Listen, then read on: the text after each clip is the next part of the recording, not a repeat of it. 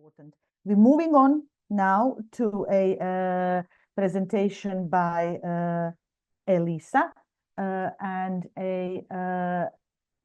I'm trying to go down to to say a few words about you, and now my computer has jammed. Lovely.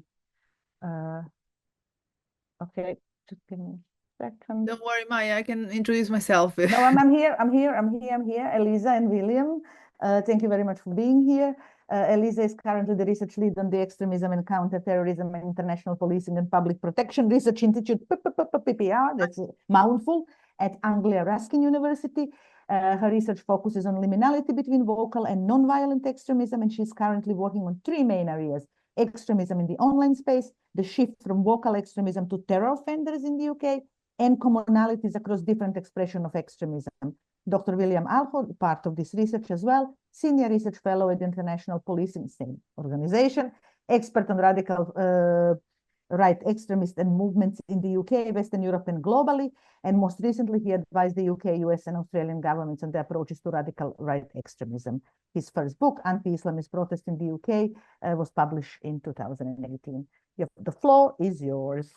Lovely, thank you so much. And I send Will apologies as he had teaching commitment, which unfortunately couldn't be postponed, as many of you, I'm sure, are quite well aware.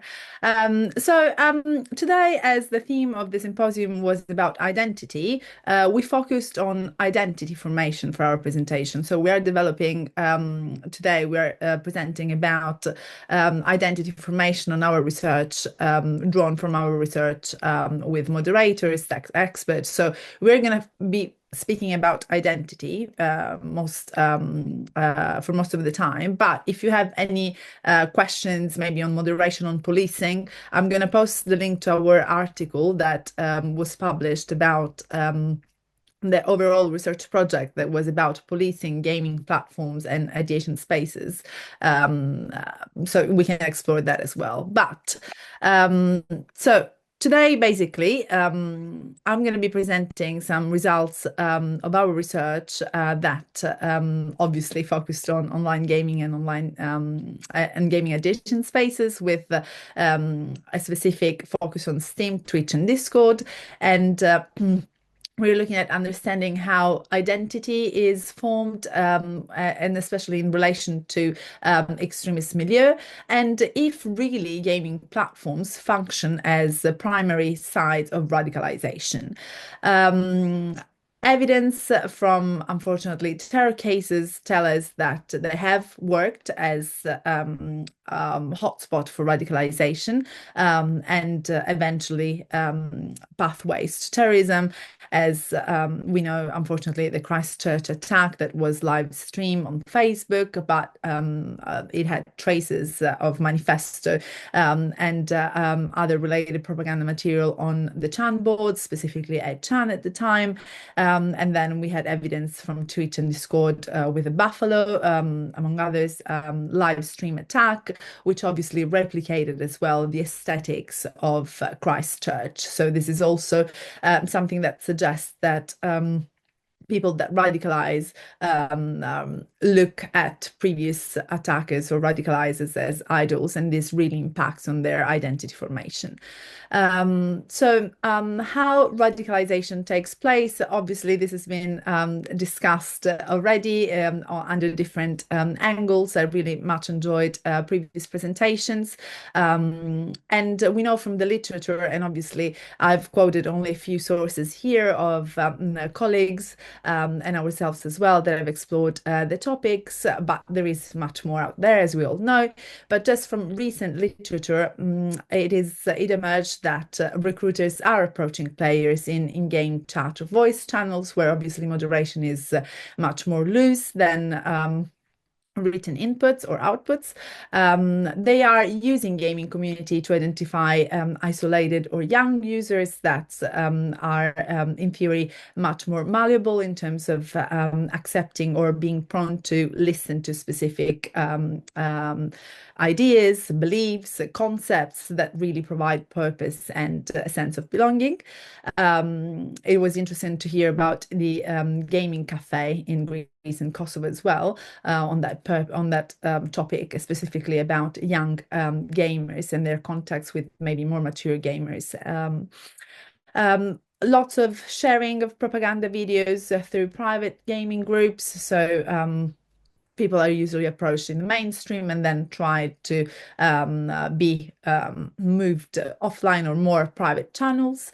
And then, as we have heard so far, there is a lot of cross-ideological material there that we can, describe as salad bar, but also as hybrid, but also as fluid. So lots of ideas where people basically pick and mix, which is not pertaining specifically to one ideological trend.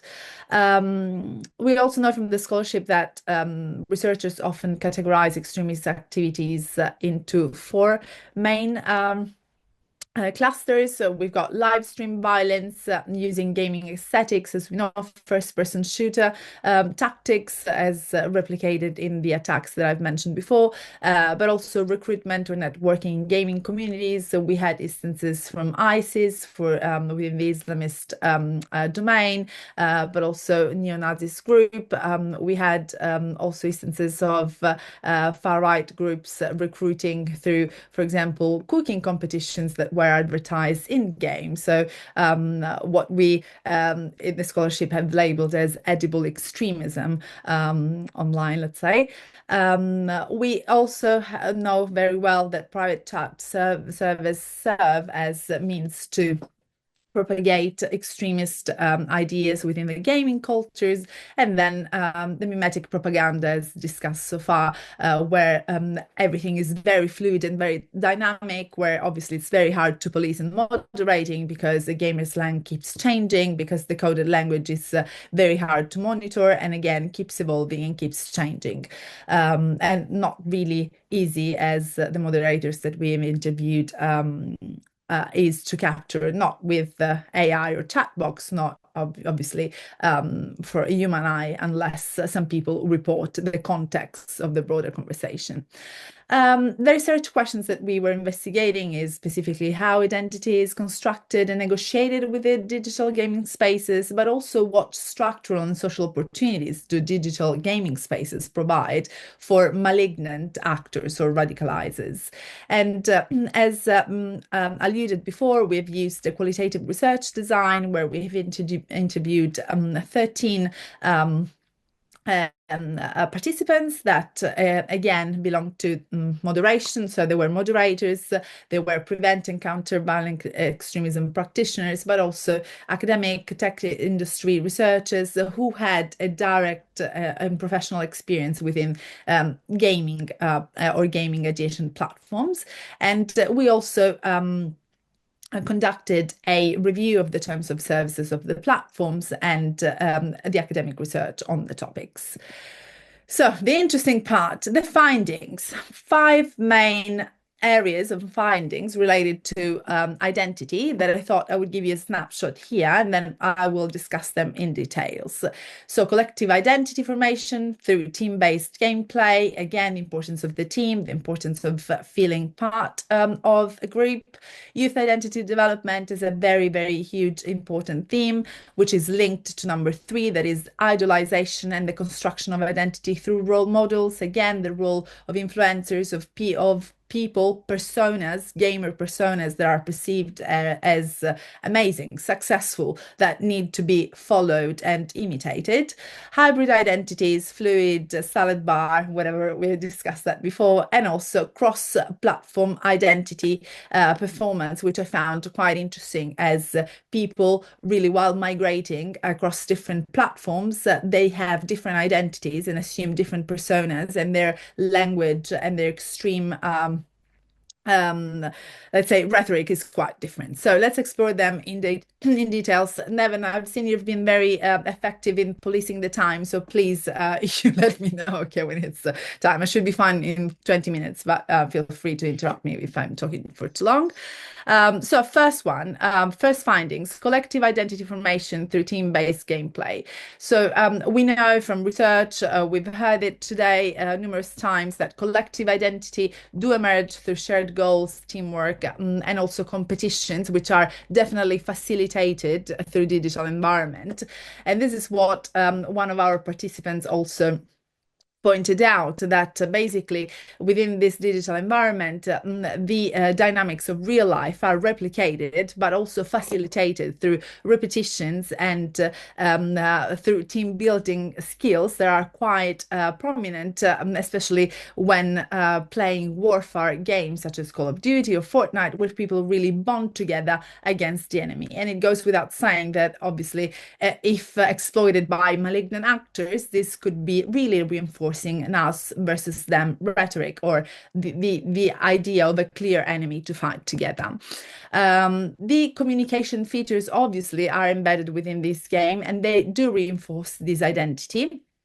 And again, as the same participant was saying, you got the team building, but also people go in private chat, and so conversation that happens reinforce those ideas, and iteration and reiteration obviously makes it quite grounded. And to use some expressions of social identity theory scholars, it's the final product is the individual that really has an emotional attachment to the community, specifically this gaming community that obviously relates to specific games, and he sees himself or herself as part of the collective whole. So basically, social space gaming communities appear as social spaces where identities are shared, but also are formed through interactions, collaboration, and repeated engagement, which again is not something bad. It's something actually that in general is quite good. It's also something to avoid a sense of isolation. It's a way to familiarize with people with shared interest,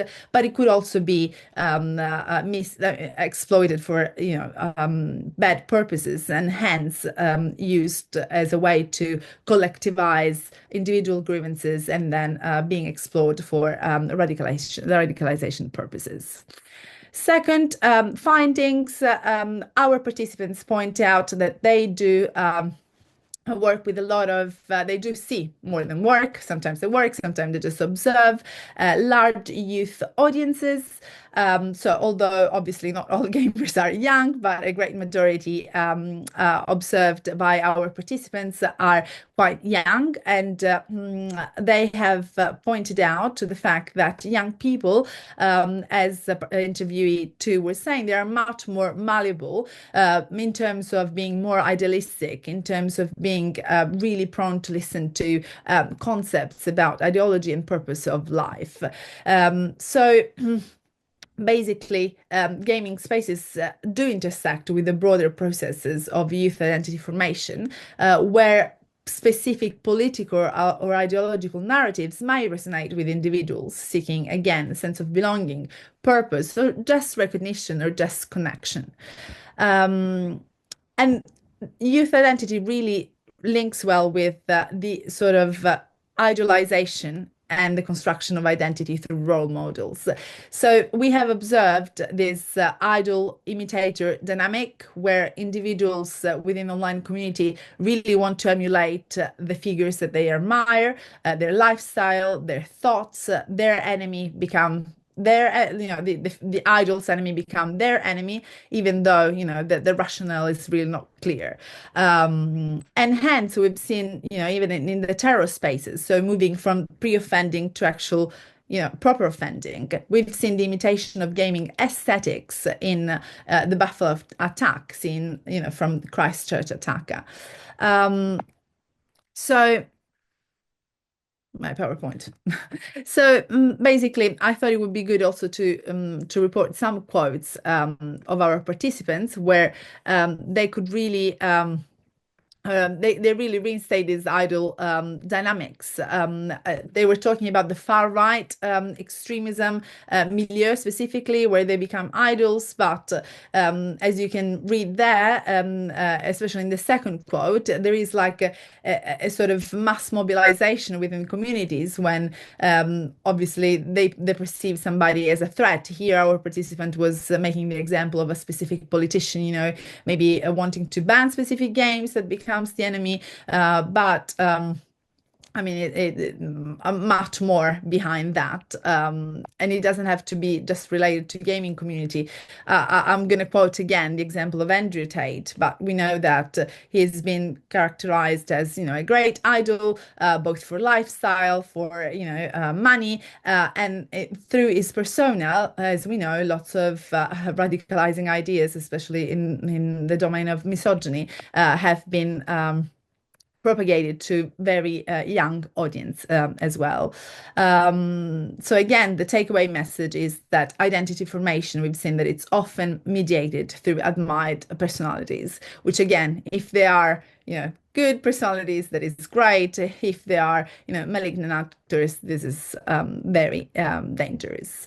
For again, hybrid identities, our research has basically reinforce the fact that we live now in post-organizational extremism phase where highly institutionalized groups are not really there anymore, and it is more about self-assisted media, internet-mediated radicalization processes that really take place within loose ideological communities. Either we call them internet subcultures, ecosystems, where it's more about networks, social movements, where shared narratives, symbols, and discourse really have completely I would say most of the time replaced formal affiliation. So our participants were saying that it's really, really hard to see references to specific groups rather than specific subcultures. And this is exactly what we have observed across gaming communities as well. And I must say, we've done previous research on mainstream social media, and it confirms basically the two environment. It's more about fluid subcultures rather than really highly institutionalized group as it was maybe 10 years ago. So we speak about fluid and hybrid identities where again individuals pick and mix, as we said many times today, although it's just the first part of the day. And this is because of the really nature of these digital spaces of platforms architectures where it appears to be quite fragmented, networked, and shaped by multiple influences as well. And then I found this last one quite interesting. As I was saying, they have different personas. Identities are fluid. People have different personas across different platforms. And it was very interesting. One of our participants saying that he saw one of the users saying, "Oh, you should see me on this other platform. I'm way more extremist because we don't get moderated there." And this is actually something that happens a lot. And it's something that also we strongly associate with the context of contextual signaling. So basically where individuals calibrate their ideological expression to avoid moderation, not to be banned. And again, while maintaining the in-group identity. So maybe in one platforms, let's say a bit more mainstream, a bit more moderated, they tend to be, again, quite, let's say, decent or within the sort of borderline content, whether as they move to less moderated space, dark fringe platforms, they become quite vocal and explicit. So yeah, one thing that I obviously, to conclude, this is basically reinforces what have been stated so far. And this is quite relevant under many points. Also, it has implications for moderation, which makes it quite difficult. But also, one thing that I think I've never heard today so far that I wanted really to kind of put it out on the floor for discussion is, and I never know that it's quite dear to my heart because I see it as a really big problem, is basically the intersection within this mixed fluid ideological potpourri of extremist ideas is basically the intersection between sexuality, or misuse of sexuality, or child sexual exploitation, and extremism, which is something that we have observed in our research. Our participants have also told us of games that actually intertwine, for example, far-right ideology with pornography, or like use of torture, such as Sex with Hitler. I don't know if people are in the room are familiar with these games, and this makes obviously the situation and the framework even more complex from different perspectives. Again, not only moderation, but also from a safeguarding perspectives. People, especially moderators we have had interactions with, they had told us that in the platforms where it is allowed to maybe have some specific spaces to show artwork, oftentimes, I wouldn't say normally, it's too much, but oftentimes they see user posting, not only extremist materials, but again, extreme materials intertwined with CSAM or CA. So again, this is a topic for discussion that I would like to hear your opinion about. But yes, so this is me. I hope I was within the 20 minutes. And yes, I'm very happy to take your questions. Thank you.